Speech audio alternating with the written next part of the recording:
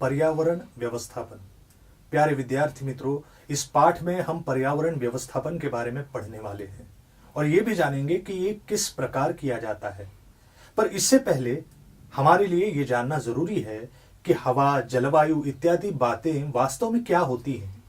जलवायु हमारे प्रतिदिन के जीवन में महत्वपूर्ण भूमिका अदा करता है, क्योंकि जलवायु हमारे रोजगार, खान पान, कपड़े, मकानों इत्यादि बातों को अधिक मात्रा में प्रभावित करता है।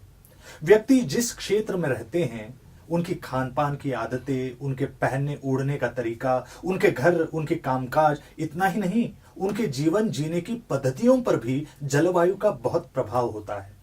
इस प्रकार जलवायु हमारे आसपास की अनेक बातों को प्रभावित करती है।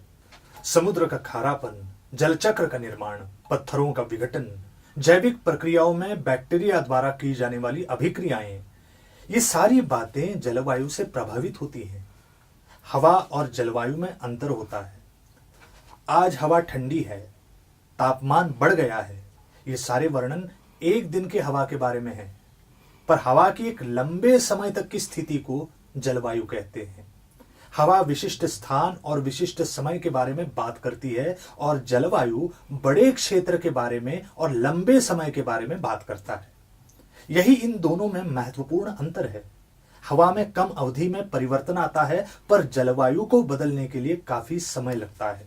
जलवायु के घटक को जैसे तापमान, बादल, वर्षा, कोहरा, सूर्य प्रकाश, वातावरण का दाब इत्यादि सभी का हर रोज निरीक्षण किया जाता है और रोज उन्हें मापा भी जाता है। ऐसा बहुत सालों तक करने के उपरांत उसका जो औसत निकलता है, वो उस क्षेत्र की जलवायु कहलाता है। वेधशाला।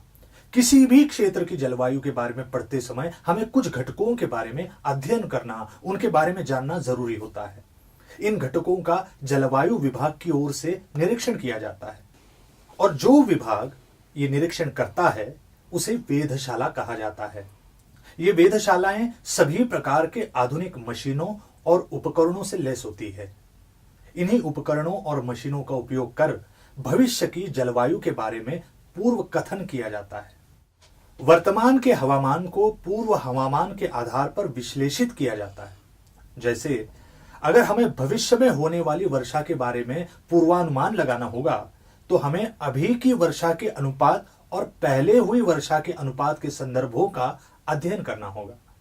पर जब जलवायु में परिवर्तन काफी जटिल हो, एक दूसरे पर निर्भर हो और जल्द गति से हो, तो परिवर्तनों के बारे में पूर्व कथन करना कठिन हो जाता है। मौसम विज्ञान। विविध घटक जैसे बादल, वर्षा, वायु और प्राकृतिक चक्र जैसे कार्बन चक्र, नाइट्रोजन चक्र, ऑक्सीजन चक्र, जल चक्र, भौगोलिक गतिविधियां और जलवायु, इन सब का एक दूसरे से बहुत निकटतम संबंध है। वो विज्ञान जो इन सारे घटकों के पारस्परिक संबंधों का अध्ययन और विश्लेषण करता है, उस विज्ञान को मौसम विज्ञान कहा जाता है। भारतीय मौसम विभाग भारतीय जलवायु के सारे घटकों का अध्ययन करता है। भारतीय मौसम विज्ञान विभाग की स्थापना ब्रिटिशों द्वारा सन 1875 में शिमला में की गई थी। इस विभाग का मुख्यालय पुणे में स्थित है और क्षेत्रीय कार्यालय मुंबई, कोलकाता, चेन्नई, नागपुर और दिल्ली में स्थित है। मौसम विभाग द्वारा हर रोज की जलवायु को दर्शाने वाले मानचित्रों का निर्माण किया जाता है और ये मानचित्र 24 घंटों में 2 बार प्रकाशित किए जाते हैं। जलवायु के लिए आवश्यक सामग्री, रडार की सहायता से जलवायु के बारे में पूर्वानुमान, भूकंपों के बारे में जलवायु के पूर्वानुमान, वर्षा का पूर्वानुमान, इन सब बातों के बारे में सातत्यपूर्ण अनुसंधान और जानकारी इस विभाग द्वारा दी जाती है।